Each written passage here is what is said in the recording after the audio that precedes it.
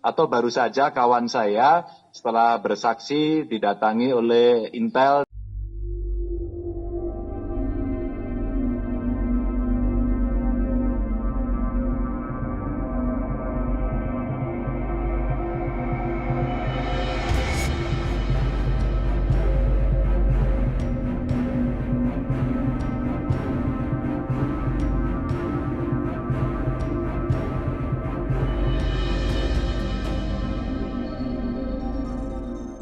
Saya juga akan tidak mengkontaminasi kawan-kawan agar dalam pemikirannya jauh nanti bisa lebih jernih, bisa lebih objektif, sehingga kita bisa membongkar cerita-cerita yang selama ini beredar di masyarakat.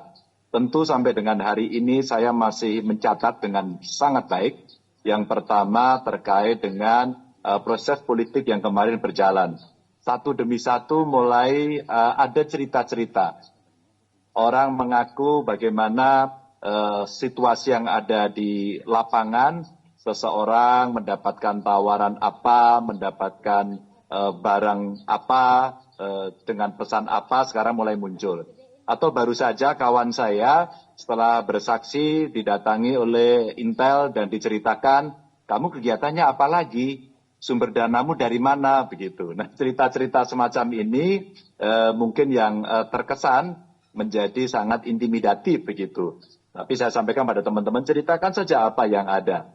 Maka teman-teman, saya menyambut baik diskusi ini, saya minta maaf tidak bisa hadir, tapi ada 3 catatan penting saya. Yang pertama, sampai dengan tanggal 20 ini, kami, terutama tim Ganjar Mahfud tentu, masih bekerja dengan cukup keras, sangat serius begitu, untuk mengumpulkan seluruh data, menyampaikan cerita-cerita, sampai putusan tanggal 20 nanti.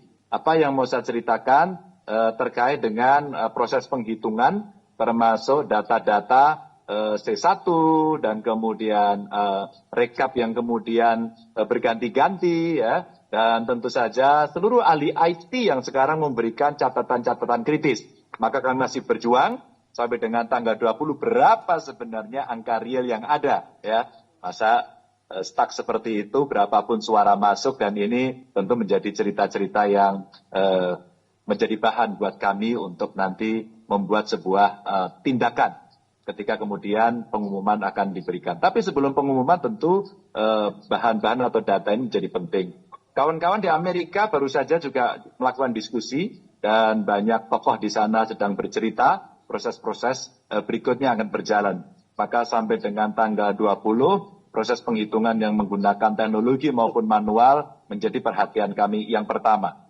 Yang kedua adalah ketika nanti upaya akan dilakukan, tentu kami menyiapkan bahan-bahan, saksi-saksi untuk kemudian ke MK.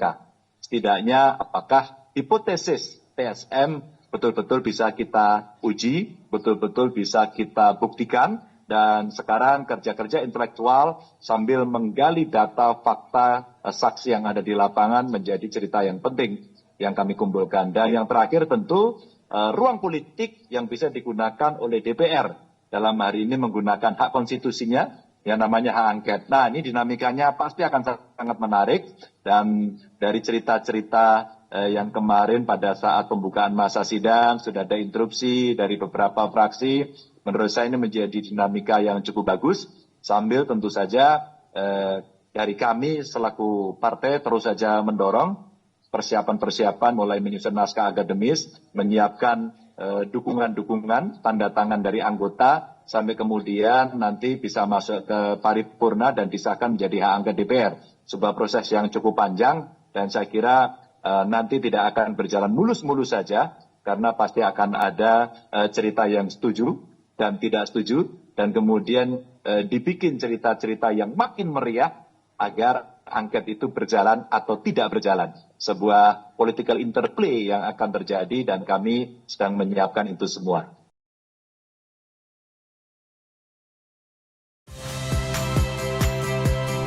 Saya Rahmat Ibrahim. Saksikan program-program Kompas TV melalui siaran digital, pay TV, dan media streaming lainnya. Kompas TV, independen, terpercaya.